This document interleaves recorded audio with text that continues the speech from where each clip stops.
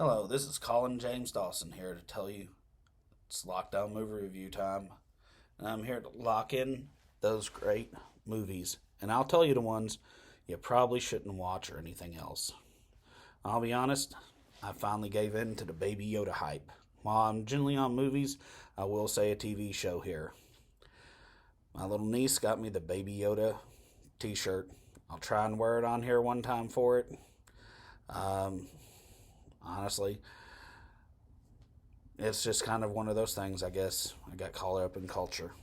But I do have to say, The Mandalorian is a wonderful television show. It's just a shame that it's only on Disney Plus streaming. And while a lot of us are locked in and everything else, it is a wonderful situation. There are so many lines in this movie that is really just broken up into series of television shows.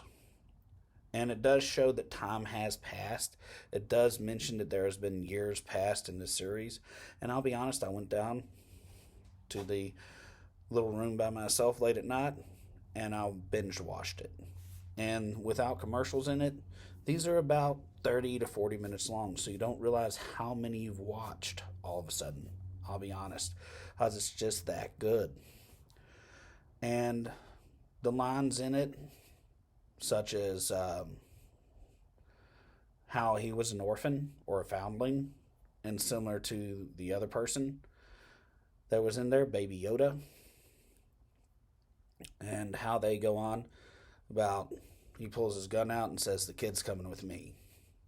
I mean, in a world where we want a strong male leadership in some way or somehow, The Mandalorian totally takes that, and I will say it straight out. He is a man's man. He brings back the Western in ways that you wouldn't understand. He brings it in a situation where it shows that he has learned it all of a sudden. His culture is vastly deeper. And even if it is an enemy, he does have caring and compassion for it. And with the whole situation and him not showing his face due to his personal vow as a Mandalorian, it actually helps even more because it really truly shows a person who has a job, even if you don't really agree with him being a bounty hunter using violence or anything, that he is this suit of armor that he gets parts and pieces for. And the more good he does, he gets it from this rare metal that's for his people that's so important to them. And it shows reward for something that is merit that almost builds your own soul. And with it, you never see his face for so long on it. And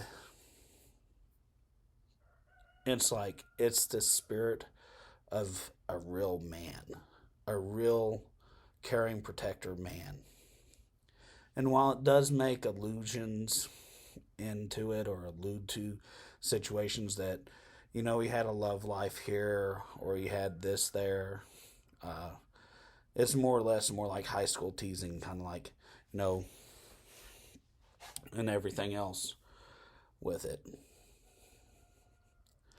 And as true as it is, he does maintain that he doesn't get pulled into any of it. You can say that it shows a very American, cavalier situation for it because the person just dismisses it without comment. And he just goes right on with the situation and doesn't say or do anything.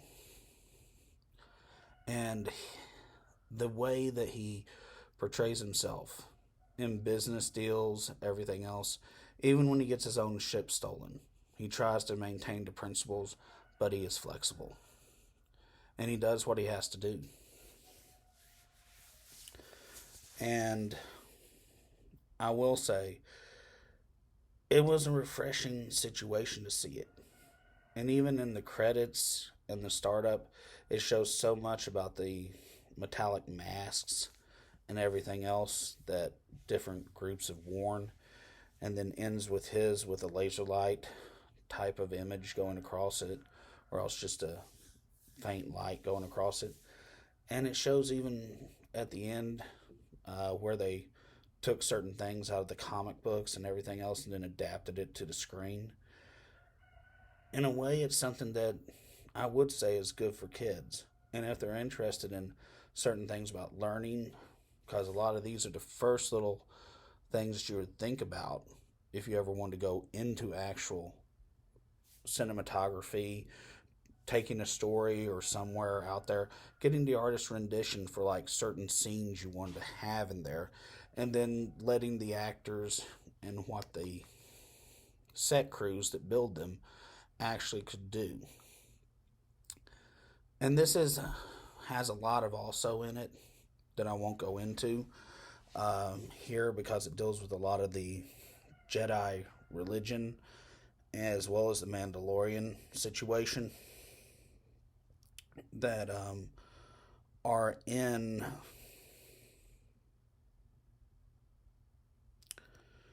how should we say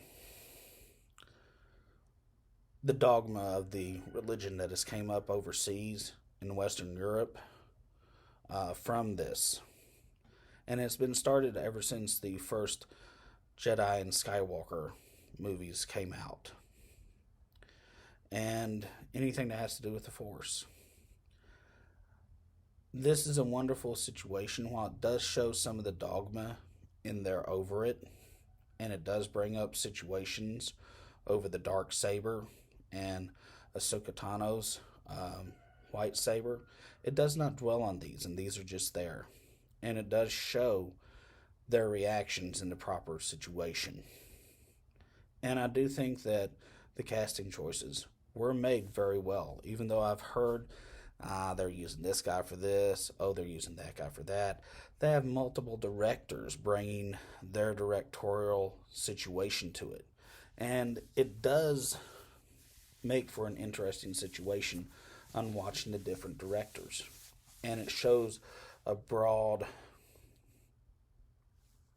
situation, a broad group of how you can see multiple perspectives. Just like having multiple teachers teach you one discipline, none of them will teach you the same. And it's very easy to learn how they would have these set up, how they like having the camera set up to where you can see both sides shooting each other. And then another director, they like having it like this, so there's more shooting at you perspective.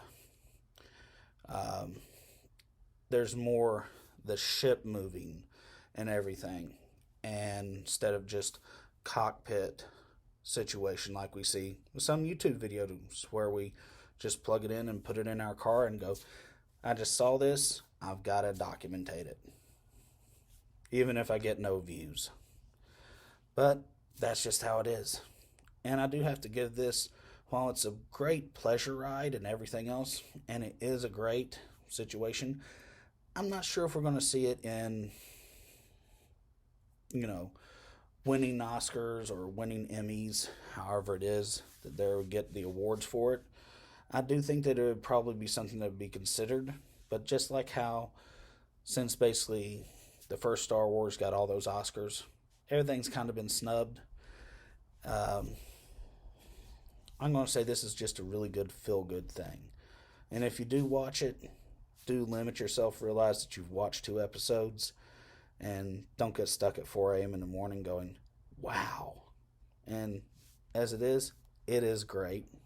And while I give it probably an 8.5 out of 10, I would say this is something that even if you're not into sci-fi or anything, it does have that type of sci-fi feel in a lot of it, simply because there's space aliens and others around.